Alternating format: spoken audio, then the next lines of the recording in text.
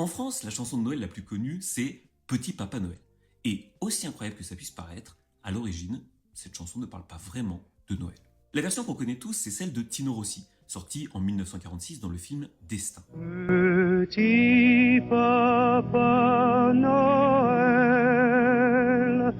quand tu descendras du ciel. Énorme succès, immédiat et durable, puisque 80 ans plus tard, la chanson est toujours aussi populaire, et que c'est même le single français le plus vendu de tous les temps. Cette histoire de petit garçon qui demande des jouets au Père Noël, c'est un texte qui a été écrit pour Tino Rossi.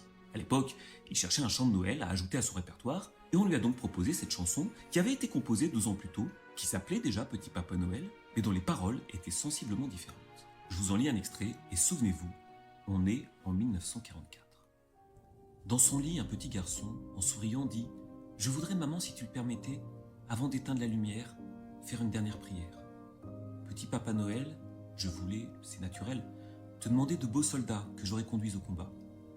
Mais j'allais parler à petite mère, qui m'a répondu tristement « Il ne faut jamais jouer à la guerre, ça fait pleurer les mamans.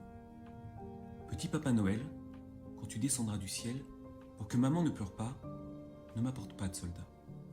Et pour que maman ne soit plus si triste, fais revenir mon papa. » Ouais, c'est ça, les vraies paroles de Petit Papa Noël. La prière d'un enfant qui demande juste à ce que son père revienne vivant de la guerre.